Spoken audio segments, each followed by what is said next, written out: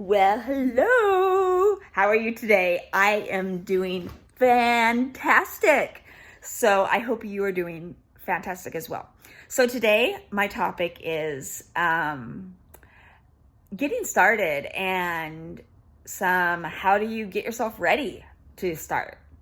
So there are a few things I would recommend. I mean, obviously, if you're getting ready to make a major lifestyle change in the way you eat, it takes some preparation. First, people go about this in different ways. I did do a oh, I better eat this before I can't have it anymore, but I try to minimize that, because if you binge on all these things that you are giving up, then your body, you get this mindset of of deprivation. And I don't want you to be thinking about deprivation. I want you, because when you are like, oh my God, I just have it. But did I have nachos? Did I have a Danish? Did I have some gluten-free pastries? Yes, I 100% did. But I honestly didn't go hog wild, because I knew that I didn't want to make the detox any worse than it was going to be. And so for me, I just kind of gradually cut back. And I actually, because I was already gluten-free, I didn't do that gradual. I went all in pretty quick. I do recommend going in kind of slowly and taking care of yourself and doing it that way. But it's whatever works for you. For me, I'm kind of an all or nothing person. And so if I just tapered off a little bit, I'm still craving it. And so I found, for me, and this is just me, I'm not saying you have to do it the same as me. Most people I know, and what they generally recommend, is wean yourself off, because you're going to get a headache. Yes, I did get a headache. When you first go off, you might feel kind of cruddy even when you first make the changes. But then once your body learns what healthy food is like, it starts craving healthy food. And I used to not really dig salads, junk food junkie here. I crave more nachos. Now, God, I love a salad. I'm not saying I live on salads. I am not a vegetarian. I don't actually truthfully like meat. I was a vegetarian at one point. I switched it years ago when I discovered all my food sensitivities, because for me, I felt like it would be really hard to eat the way I do and be a vegetarian. And when I was a vegetarian, I developed things, because being sensitive to soy, I tended to eat a lot of soy, and actually soy and dairy a lot when I was a vegetarian, and that just didn't work for me. Sidetracked. Anyhow, back to the point. So what I would recommend is taking it easy. Give yourself, okay, I'm gonna start off cutting back on, say, one item. Say, you know what, for the next week, I'm gonna do no sugar, or I'm gonna do no gluten, whatever, and just work yourself into it. And I would say the three hardest, at least for me, would be gluten, dairy, and sugar. Those are the hardest. So start with those, and then gluten slash grains, and then maybe go grain free. I mean, I was already gluten free, so that made it easy. I just went grain free. And I had seriously, I had so many good resources. There are so many great resources online. Use the internet. I will share with you some of my favorite sites later, but I can tell you the internet has been my best friend. I am like, I'm craving, God, what was it I was craving the other day? I don't know, but like banana bread. And so I Googled it. Or I was craving bread. And so I found this recipe for these garlic knot things, and they're really good. And I found some recipes for some grain-free paleo cinnamon rolls, planning to try them. All kinds of things, because again, I look up actually the things that are not necessarily what quote healthy. I look up the things that fill me up with joy and make me not feel deprived. Because, okay, so that again goes to, how does one prepare? So for me, I was like, okay, what are the junk food things I can have? And maybe some of them would be on the fringe of, are they okay? But for me, I was like, you can have them. They're good enough. They're close enough. And it works for me. I mean, they don't have ingredients that are not in it. Like paleo puffs. When I first started, I was addicted to them. I haven't had them in a while. I think I overindulged, and now I kind of went off of them for a while. But I had paleo puffs, taro chips, sweet potato chips. Obviously, fried things aren't really something we should be indulging in a whole ton, especially if you have a leaky gut. The fried is not necessarily good for you, but having it some, and it makes you feel like you can do it. I have some recipes for some really good cookies that I eat, and I definitely make my cookies a lot. Like, in my freezer, this is like literally honest to God truth, I really try to always have banana bread. I make zucchini brownies a lot. I have 2 different kinds of cookies I make.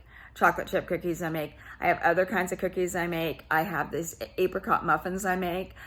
And I try to have as big of a variety in my freezer at all times, so I can go and grab something. And if I eat one and I want another one, I go and grab another one. Sometimes, seriously, when I was first starting, I would sometimes eat like a dozen cookies in a sitting. I'm not saying I always eat healthy. Do I love fruits and vegetables? I absolutely do. But I also really love cookies and cakes. But I have given some of my cookies and cakes to my boyfriend, and because they look just like regular cookies, and to me they are so sweet. Like, I'm like, oh yeah, it's sweet. To someone who's used to eating normal sugar, they're like, where's the sugar? I sometimes skip the sugar altogether and then I'm happy. But your eyes, because my eyes are like, oh, this is a treat. This is yummy. But I do sweeten things with honey, but like I use less than the recipe would call for, almost always, even in the paleo recipes. Because now that I've been eating this way, I don't crave it as much. If I eat something that's really sweet, I'm like, ooh, baby, this is really sweet. And I really work hard on keeping it that way, but that's down the road. But when you're getting started, yes, find those things. Like if you have a favorite food, look up a recipe for your favorite food and make it. And I also look at the complexity of the recipes, because some are not, they seem like you really need to be a gourmet cook in order to make them. I am not a gourmet cook. I do bake and I do cook a ton. I now almost prefer it to eating out, just because I don't have to feel deprived. And so if I'm cooking it, it's food I can eat. But I do enjoy eating out, so I will have tips for that on another day, because I definitely have come up with some really good ideas on how to survive the eating out thing. Yeah, I just the more I share, the more I realize how many different topics I have to go with you. And I just want to mind meld it to you and give it to you. So just know there's just so much in here ready to share, because I want you to be able to do this, because I know how much it's helped me, and I want to be able to give that gift to you. But the first step is clear out your fridge and cupboards. Do not have all those temptations on hand. And you really need to give, one of the reasons I was really successful was when I first started, I was living by myself. I had no one to share it with. So I was,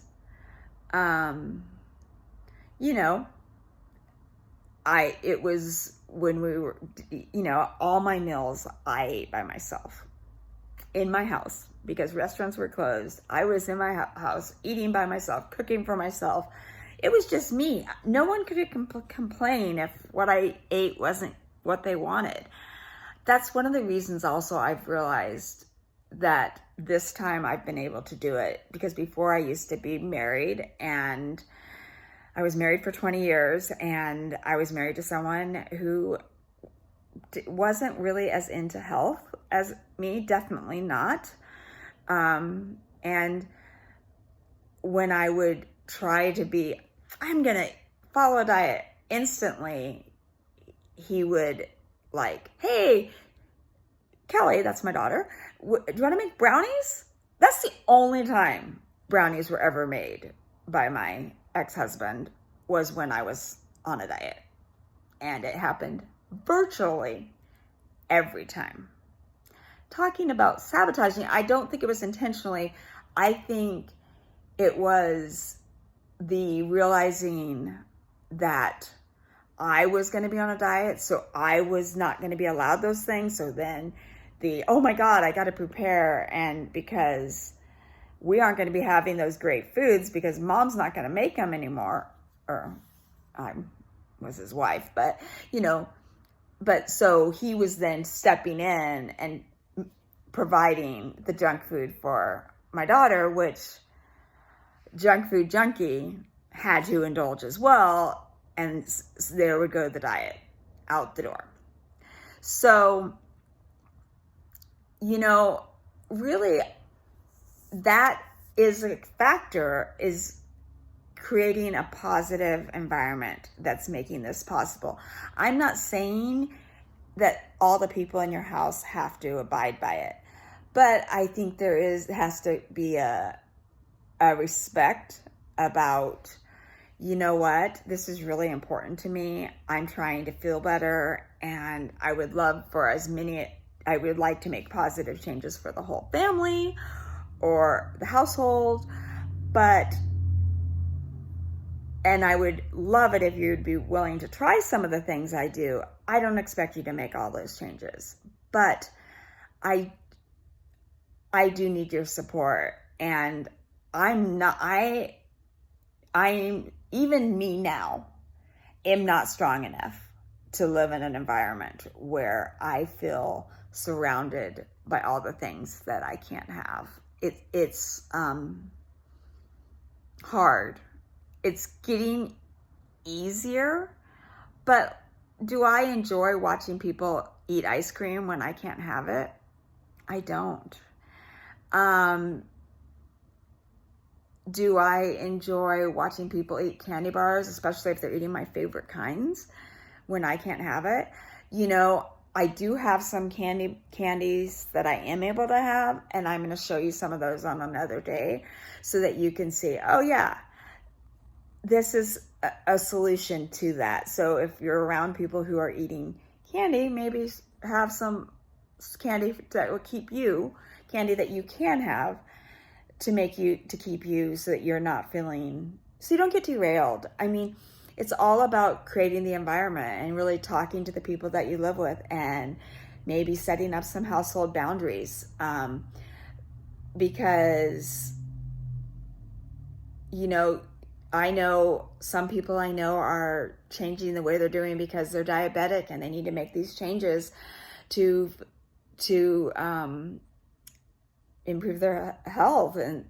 And for me, I was in pain, and I had stomach issues that were causing me problems as well, and I had problems in my joints, and basically it was just affecting me hugely in so many ways, and I just can't even get into all the ways. But I am so glad I made this change. So don't be scared. It's if it seems overwhelming, do baby steps. Talk to friends who might be willing to be your support system, you know, because I know it's hard, but you will be so proud of yourself when you do it. That first month, after you've done that first month, it gets easier. Actually, after 2 weeks. But that first month, once you've done that, oh, you're home. It's like almost home free. You know, honestly, I'll be honest. Part of the reason I'm doing this vlog is because I want to help you, but it also helps me. It helps keep me in check and accountable.